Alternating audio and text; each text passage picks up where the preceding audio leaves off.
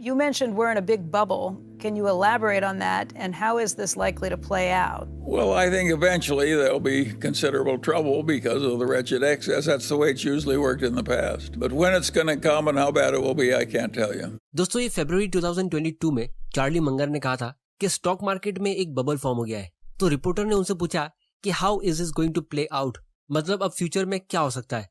तो Charlie Munger ने कहा कि जब भी ऐसी सिचुएशन होती है, जब गवर्नमेंट बहुत ज्यादा नोट्स प्रिंट कर देती है और इंटरेस्ट रेट्स इतने कम हो जाते हैं, तो आगे जाके बहुत बुरा टाइम आता है। अब वो कब आएगा और वो कितना बुरा होगा ये हमें नहीं पता। लेकिन दोस्तों, इंटरेस्टिंग बात ये है कि चार्ली मंगर ने ये जो बात कही थी उसके लिए हमें बहुत ज्यादा वेट करने की जरूरत पड़ी नहीं। पूरे 2022 में, यानी जनवरी से लेकर अभी दिसंबर तक, यूएस का मार्केट नीचे ही जाता रहा है और कुछ लोगों के हिसाब से यूएस ऑलरेडी एक रिसेशन में आ चुका है। Headed for a recession. Storm clouds of recession looming, and the storm is really coming. With inflation at a 40-year high, many experts warn of a possible economic slowdown. A recession is almost inevitable. और अगर US में market crash होगा तो सिर्फ US में ही नहीं बल्कि पूरी दुनिया में इसका इम्पैक्ट होगा। जैसे जब 2008 में यूएस में रिसेशन हुआ था तो इंडियन इकोनॉमी में इंटरनली कुछ भी प्रॉब्लम नहीं हुई थी, लेकिन फिर भी सेंसेक्स 50% से ज्यादा नीचे गिर गया था, क्योंकि यूएस एक सुपर पावर है और इंडिया की एक बड़ी एक्सपोर्ट पार्टनर भी। तो अब सवाल ये उठता है कि हम इंडियन इन्वेस्टर्स इस सिचुएशन में क्या कर सकते हैं। क्या हमें स्टॉक्स बाय करना चाहिए या सेल करना चाहिए, वेट करना चाहिए या कुछ और अगर हमें सेल करना है तो कब और कैसे, और अगर हमें बाय करना है तो किस टाइप के स्टॉक्स।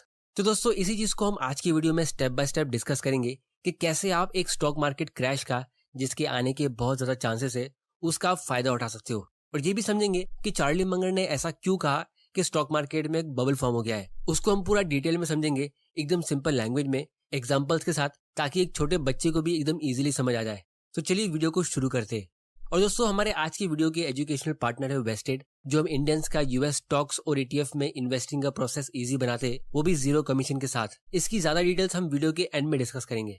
तो सबसे पहले हम ये समझते हैं कि ये रिसेशन एक्चुअली में होता क्या है और ये बार बार आते क्यों रहते हैं।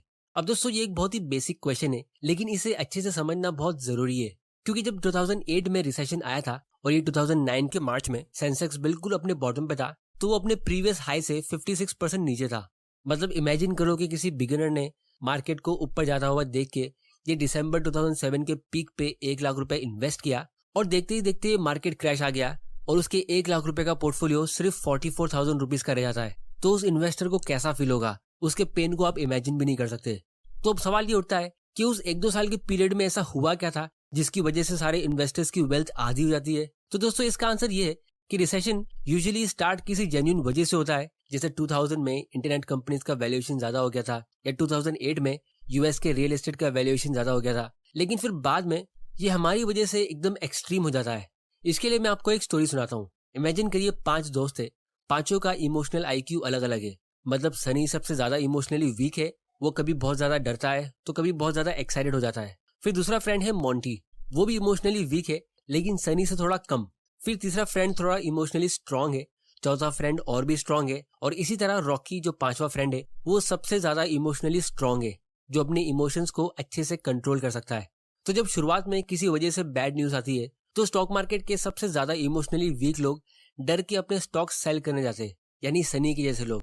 तो उनके अचानक से सेल करने से मार्केट में एक सेलिंग प्रेशर बनता है, मतलब अचानक से ज्यादा सेल ऑर्डर्स आते हैं। और जैसा कि बेसिक डिमांड और सप्लाई की थियरी के हिसाब से जब मार्केट में ज्यादा बायर्स अवेलेबल नहीं होते और सिर्फ सेलर्स होते हैं, तो इस वजह से स्टॉक के प्राइस कम होते रहते हैं। इस वजह से जो दूसरे लॉट के थोड़े कम इमोशनल इन्वेस्टर्स होते हैं, मोंटी के जैसे, वो रिएक्ट करते और वो अपने स्टॉक सेल करने जाते हैं, जिससे कि और ज्यादा सेलिंग प्रेशर बनता है और मार्केट में सेलर्स बढ़ते रहते हैं, जिसकी वजह से स्टॉक के प्राइस और कम होते रहते। इसे देख के जो थोड़े बहुत इमोशनली स्ट्रांग भी होते वो भी पैनिक सेलिंग कर देते और मार्केट बिल्कुल अपना बॉटम टच कर देता है। और फिर सिर्फ रॉकी जैसे इमोशनली स्ट्रांग लोग, यानी गिने चुने लोग, अपने स्टॉक्स को होल्ड करके रखते या ऐसे टाइम पे और बाइंग करते। तो इस वर्चुअस साइकिल की वजह से मार्केट बिल्कुल अपना बॉटम टच करता है।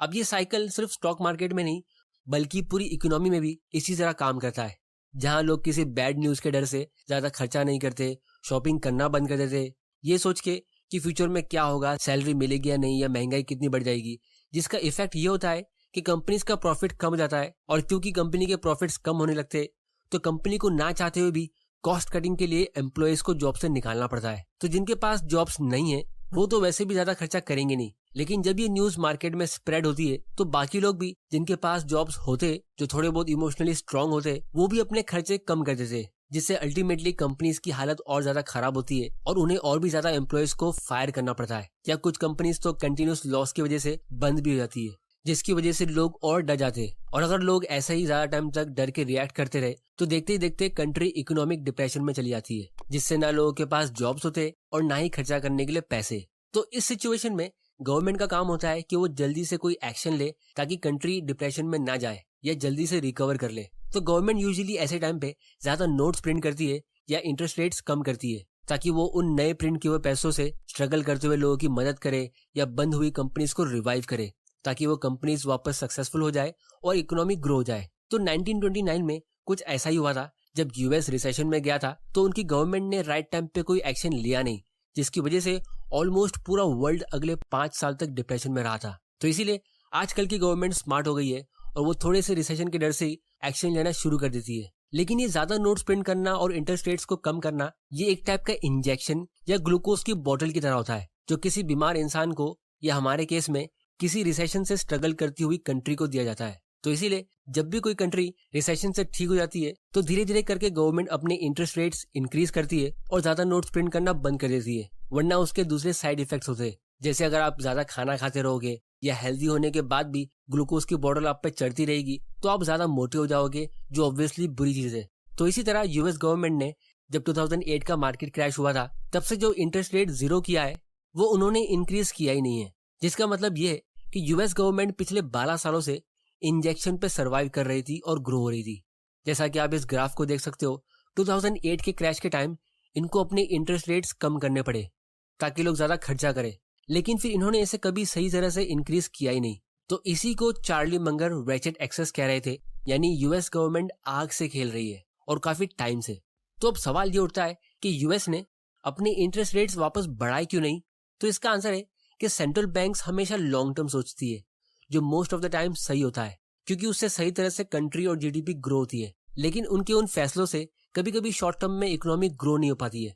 और दूसरी तरफ पॉलिटिशियंस यूजुअली शॉर्ट टर्म सोचते हैं और इनके पास भी कुछ पावर्स होते हैं, तो वो अपने आने वाले इलेक्शन के फायदे के लिए एक्सपांशनरी और हाई ग्रोथ वाली पॉलिसीज यूज करते, यानी कंट्री पे इंजेक्शन और ग्लूकोज की बोतल चढ़ाते, जिससे लोगों को लगता है कि कंट्री ग्रो हो रही है और पॉलिटिशियंस को वोट मिल जाते, लेकिन फिर उसका लॉन्ग टर्म में एक साइड इफेक्ट निकलता है।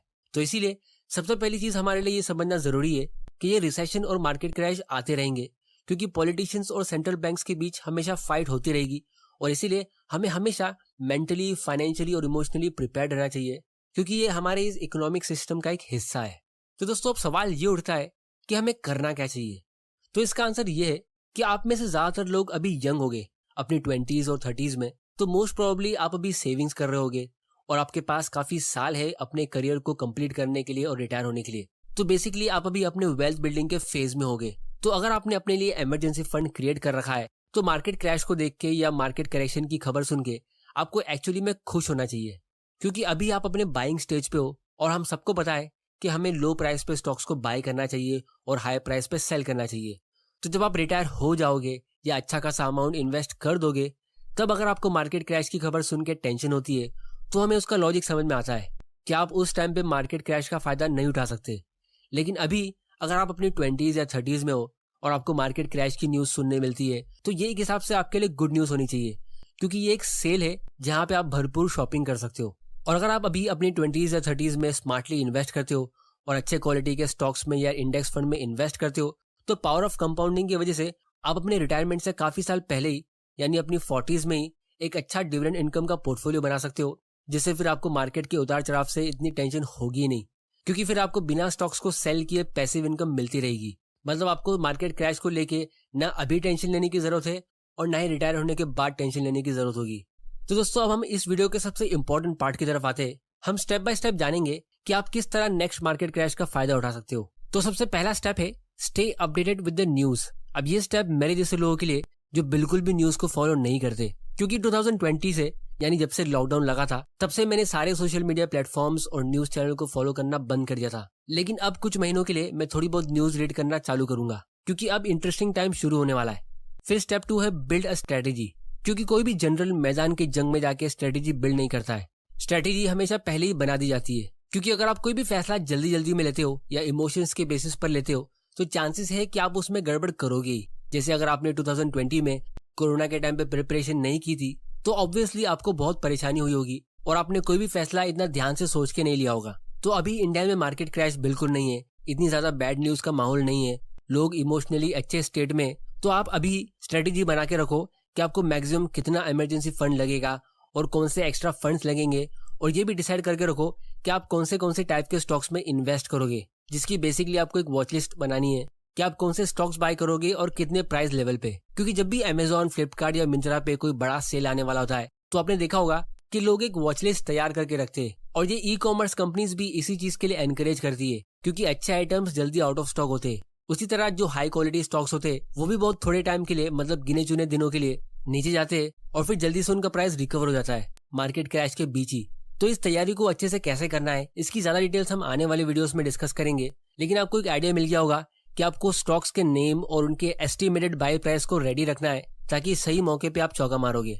फिर तीसरा और सबसे गोल्डन स्टेप है कि अगर आपको पता है कि मार्केट के उतार चढ़ाव को आप हैंडल नहीं कर पाओगे और जब एक्चुअल स्टॉक मार्केट क्रैश आएगा तो आप बाइंग नहीं कर पाओगे, तो आप SIP सेट कर सकते हो। क्योंकि जैसा हम सबको पता है कि इन्वेस्ट करने के लिए हमारे पास दो रास्ते होते हैं, एक होता है लमसम जहाँ पे आप एक साथ बड़ा अमाउंट इन्वेस्ट करते हो, और दूसरा होता है SIP। अब जिन लोगों को SIP और उसके एक बड़े एडवांटेज के बारे में नहीं पता, तो ये एक ऐसा ऑप्शन होता है जहाँ आपको मैन्युअली सिर्फ एक बार SIP सेटअप करनी होती है कि आपको कितना अमाउंट और कहाँ इन्वेस्ट करना है, और फिर बाकी काम ऑटोमेटिकली हो जाता है। अब दोस्तों दूर से भले ही ये ऑप्शन में हमें ऐसा लगता है कि आप इससे स्टॉक मार्केट क्रैश का कोई खास फायदा उठा नहीं रहे हो, यहाँ पे ना आप कोई मार्केट टाइमिंग कर रहे हो, ना ही आप लोएस्ट पॉइंट पे जाके स्टॉक्स को बाय कर रहे हो, लेकिन एक्चुअली में आप ऐसा कर रहे हो। आप SIP से भी मार्केट क्रैश का फायदा उठा लेते हो और राइट टाइम पे ज्यादा स्टॉक्स बाय कर लेते हो। क्योंकि मान लो जो 5,000 रुपए की SIP से हर महीने आपको 500 रुपए के 10 स्टॉक्स मिलते हैं, तो जब स्टॉक मार्केट का क्रैश आता है और सब स्टॉक्स 50% गिर जाते, तो वही 5,000 रुपए की SIP से इस बार आप 20 स्टॉक्स खरीद लेते हो, क्योंकि आपके SIP का अमाउंट फिक्स्ड है और जो स्टॉक या इंडेक्स फंड आपने सिलेक्ट कर रखा था उसका प्राइस नीचे गिर गया है, तो प्राइस के कम होते ही उस महीने आप ऑटोमेटिकली ज्यादा बाइंग कर लेते हो। तो जहां दूसरी तरफ पूरी दुनिया के लोग मार्केट के और नीचे जाने का वेट करते या कोई अच्छे सिग्नल्स का वेट करते, यहाँ आपकी SIP ऑटोमेटिकली आपको ज्यादा से ज्यादा यूनिट्स बाय करके देती है, और फाइनली जब मार्केट रिकवर हो जाता है और सब रिग्रेट करते रह जाएंगे, तो आपके पास ऑलरेडी बहुत सारे स्टॉक्स और यूनिट्स होंगे जिसे SIP ने आपके लिए खरीद रखे होंगे बेस्ट से बेस्ट प्राइस पे।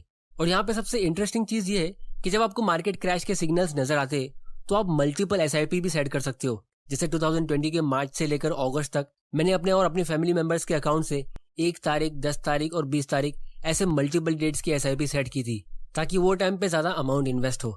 अब दोस्तों US का मार्केट ऑलरेडी अच्छा खासा नीचे जा चुका है। ये टेक्नोलॉजी का इंडेक्स कोरोना के टाइम पे सिर्फ 29% नीचे गया था और अभी ये और ज्यादा नीचे जा चुका है। ये वही इंडेक्स है जिसमें सब बड़ी बड़ी IT कंपनीज है जैसे गूगल, एप्पल, माइक्रोसॉफ्ट या अमेजॉन, और US का ओवरऑल इंडेक्स ऑलमोस्ट 20% नीचे जा चुका है।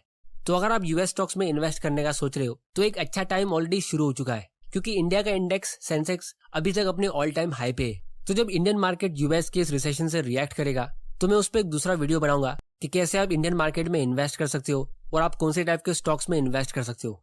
लेकिन अभी अगर आप US स्टॉक्स में या US इंडेक्स फंड में इन्वेस्ट करना चाहते हो तो आप वेस्टेड की मोबाइल ऐप से कर सकते हो, जो हमारे आज के एजुकेशनल पार्टनर है। इससे इंटरनेशनल इन्वेस्टिंग का पूरा प्रोसेस काफी इजी हो जाता है। वेस्टेड के थ्रू आप US के 1500 प्लस स्टॉक्स और ETF में इन्वेस्ट कर सकते हो, और हम मिनटों में अपना US अकाउंट ओपन करके बहुत ही आसानी से UPI के जरिए अपने US अकाउंट में फंड्स ऐड कर सकते हैं। और वेस्टेड डायरेक्ट के थ्रू आपको कोई भी फिक्स्ड फी चार्ज नहीं होती है और आपकी करेंसी इंडस्ट्री में सबसे लोवेस्ट रेट पे एक्सचेंज होती है। और इसके साथ में आप इस DIY वेस्ट के सेक्शन में जाके अपना खुद का एक पोर्टफोलियो बना सकते हो। जैसे मैंने यहाँ पे एग्जांपल के लिए ये 3 कंपनीज का बनाया है, तो फिर जब भी आप इसमें इन्वेस्ट करते हो, जैसे आप $30 से भी शुरू कर सकते हो, वो ऑटोमेटिकली इन कंपनीज में इन्वेस्ट होता है आपके एलोकेशन के हिसाब से, और उसके बाद आप कम से कम $1 की भी SIP रख सकते हो, और फिर आप इसको अपने फ्रेंड के साथ शेयर भी कर सकते हो या इसका परफॉर्मेंस S&P इंडेक्स से कंपेयर भी कर सकते हो। और अगर आप नीचे डिस्क्रिप्शन की लिंक से अकाउंट ओपन करके वेस्टेड अकाउंट में फंड्स ऐड करते हो तो आपको इनकी तरफ से $10 गिफ्ट मिलेगा।